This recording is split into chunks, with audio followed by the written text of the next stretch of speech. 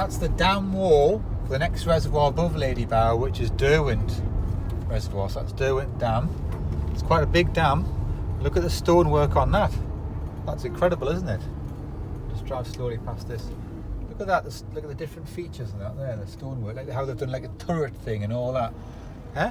Taking great pride over building it, the Victorians. Incredible, isn't it? And then that thing, whatever that is, like an entranceway. Just like a little gateway, look like a memorial and a gateway. To have a memorial in it, maybe people died building it. That was like a sculpture there. It'll stop. Look, we might see if we can. Should we just pull over? Somewhere to pull over. Yeah, because I wasn't able to see It could be. We might have to walk back to that. Look, there's commemoration. Yeah. We'll come back I think and it's worth having a look. There could be a little parking thing here. Dam Busters Memorial. Yeah, we could have a look at them things. What's Dam Busters? They used to practice Look, the Derwent Harrow bouncing Slippery bombs, Stones Trail. They used to practice it here. They run up with the airplane and did the bouncing bomb that then blew up the dam. Have a look. Go on then. Nice. So yeah. This is the dam on Derwent Reservoir, where they used to rehearse for the Dam Busters operation. So you can see how low that is.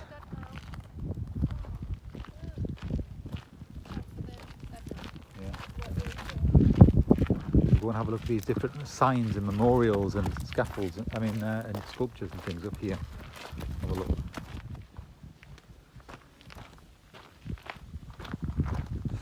So you can actually see some bubblers there. I don't know if you can see the two white things are actually bubbling and mixing. Let's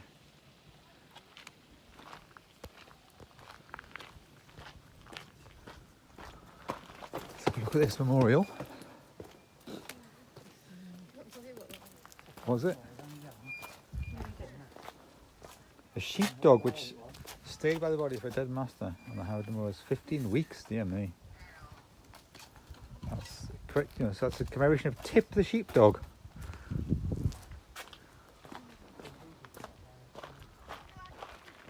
So this is it here. So they're practicing to do the bouncing bomb. In 1943 they were practicing it. Dam Busters 1943, look. They developed this bomb that would like sort of bounce along the water, and so what would happen is they wanted to blow these dams up in Germany, and so they're like practicing how you bounce the bomb at the right angle so it would like blow up the dam and then it would flood everything down. Just, oh yeah.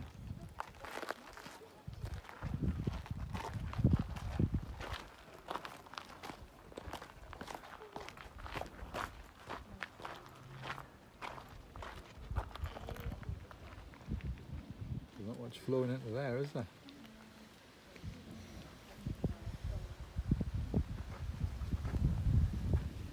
That's dry. This is another more formal memorial for the Dam Busters here. So it's a plaque to commemorate the 16th, 17th of May that night. 19 Lancasters of 617 Squadron RAF attacked the Ruhr dams at lower level. Also remembered here are the 204 617 Squadron aircrew who laid down their lives between 1943 and 1945.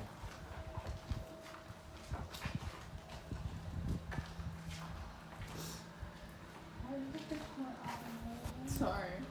That's the dam wall anyway, from there.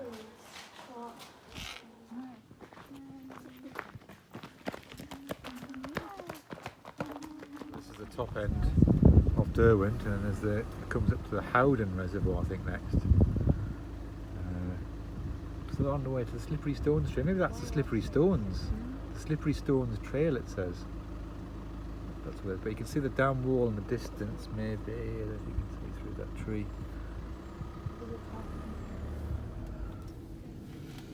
So this is the final dam now, and the third one in the series on the top. And this looks very low, this one, really low. Not anything. Sometimes they use water from these upper dams to just keep a bit of flow going in the river down into the lower ones. But if the top one hasn't got anything coming into it, then it can dry out first. Where's the stick?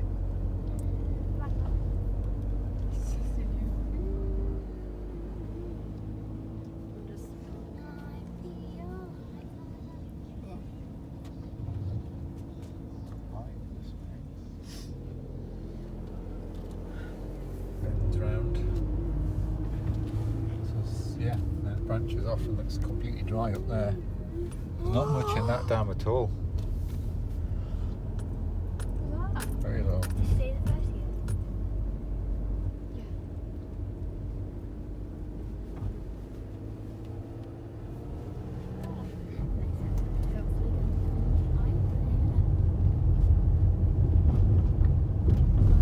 Okay.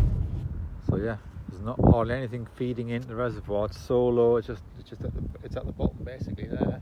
Nothing there. Empty this end. Lots of little baby Christmas trees down here.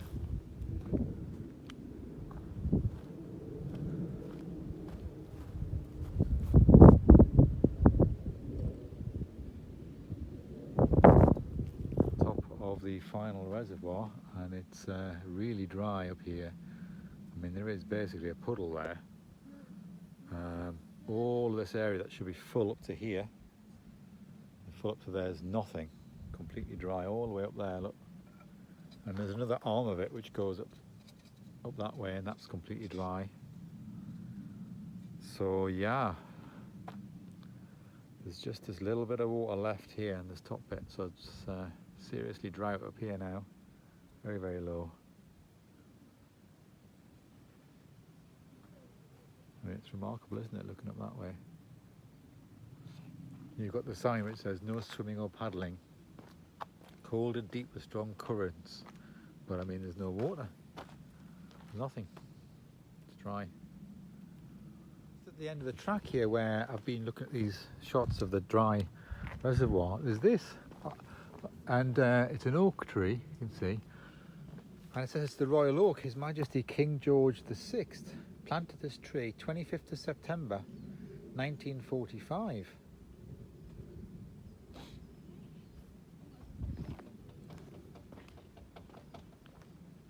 So we noticed these while we're driving around. This little tin thing, it's like Tin Town trailers to do with the navvies who were building the reservoir system. It says help injured navvies got help the accident hospital for a fee, which was just up there, that mound there. An isolation hospital was built southwest of the village to keep infectious diseases like smallpox and scarlet fever away from the tightly packed village.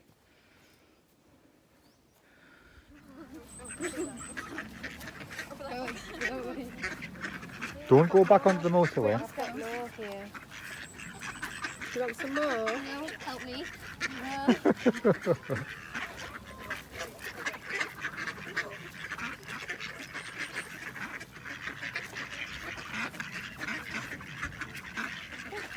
Go. Oh, go away.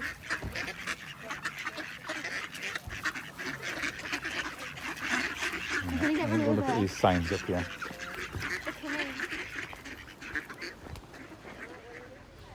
So we've driven up this side here, and gone right up there, right up there, right up there, right up there, right up to there. Basically the King's Trees where we stopped at the end of the road. And that road's normally closed on Saturday, Sunday and bank holidays. There's the little routes you can do, look. That's the site of the old village there. So I think that's where we stopped and we saw the people on the other side.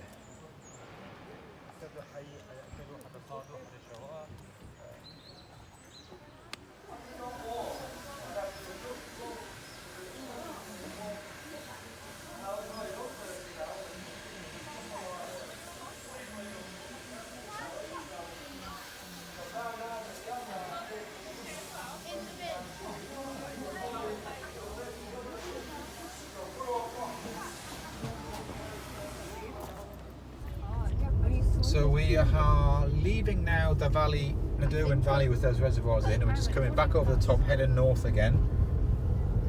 And you can see the heather is still in flower, purple everywhere across the moors here. You can see a castle up there, or a tower, a turret on top of the hillside over there, above the next set of reservoirs. I know it is. As we head north. Yellow, orangey jeans. I know exactly what they look like. But, yeah, so lots of just heather moor and not much peat here. It's just sort of very shallow soil, rocky, lots of rocks under the heather and things. No, I just know what colour they need to be. You can see they do burn this area in patches. You can see the square patches, or the patches are different. Those heathers are different ages, older stuff, newer stuff. The exact picture.